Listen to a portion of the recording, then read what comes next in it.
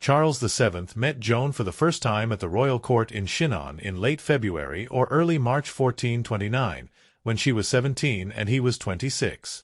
She told him that she had come to raise the Siege of Orléans and to lead him to Reims for his coronation. They had a private exchange that made a strong impression on Charles.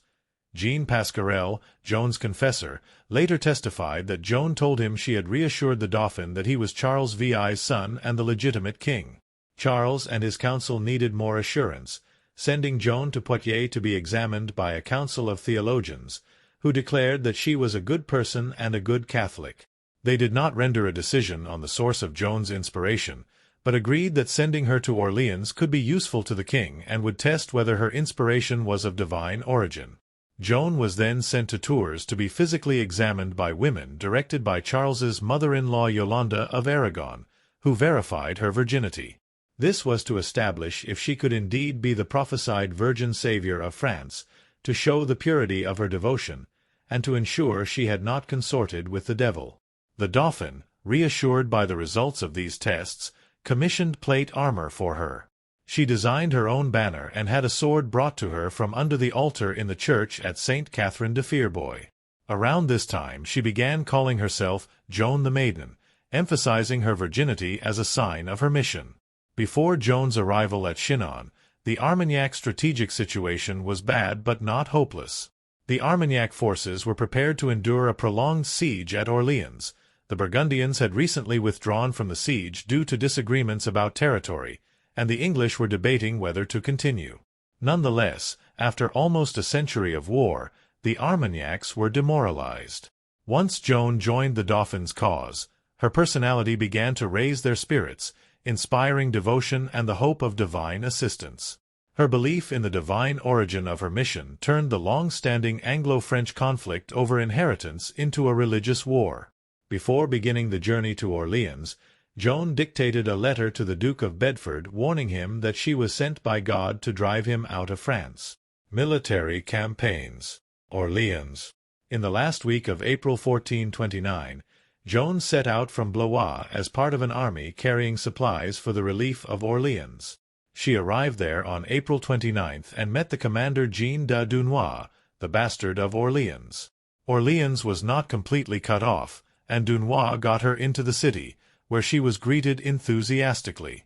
Joan was initially treated as a figurehead to raise morale, flying her banner on the battlefield.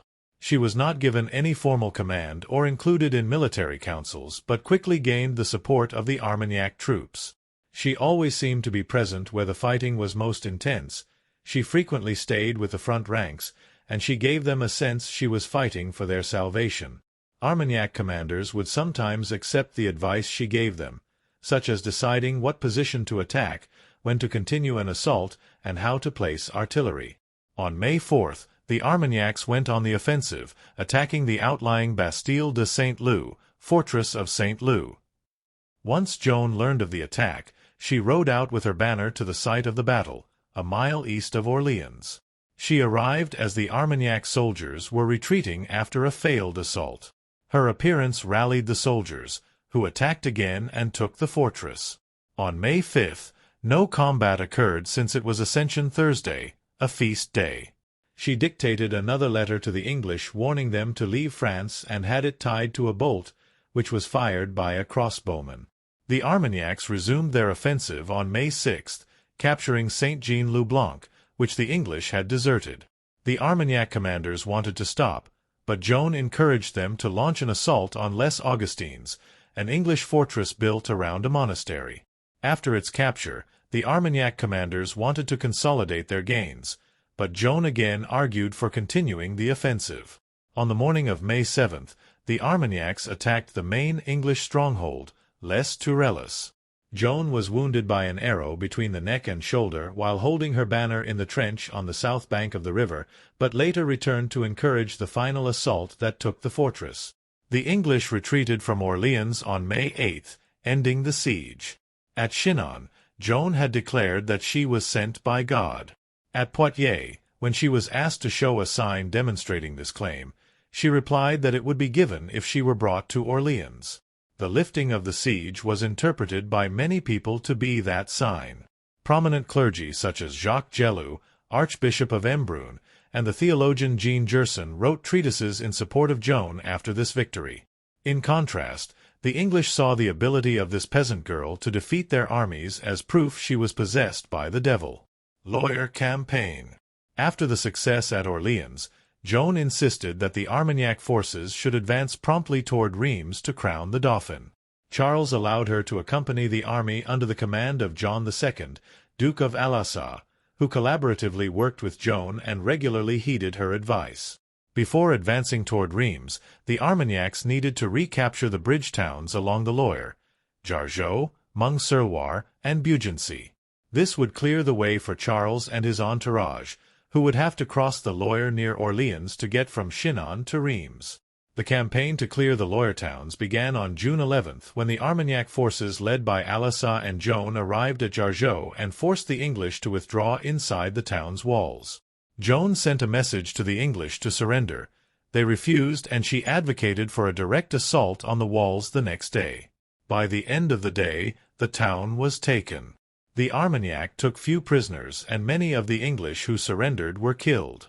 During this campaign, Joan continued to serve in the thick of battle. She began scaling a siege ladder with her banner in hand, but before she could climb the wall, she was struck by a stone which split her helmet. Alençon and Joan's army advanced on Meung-sur-Loire.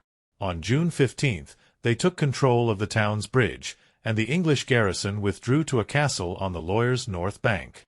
Most of the army continued on the south bank of the Loire to besiege the castle at Beaugency. Meanwhile, the English army from Paris under the command of Sir John Fastolfe had linked up with the garrison in Meung and travelled along the north bank of the Loire to relieve Beaugency. Unaware of this, the English garrison at Beaugency surrendered on June 18. The main English army retreated toward Paris. Joan urged the Armagnacs to pursue them, and the two armies clashed at the Battle of Patay later that day. The English had prepared their forces to ambush an Armagnac attack with hidden archers, but the Armagnac vanguard detected and scattered them. A rout ensued that decimated the English army. Fastolfe escaped with a small band of soldiers, but many of the English leaders were captured. Joan arrived at the battlefield too late to participate in the decisive action, but her encouragement to pursue the English had made the victory possible.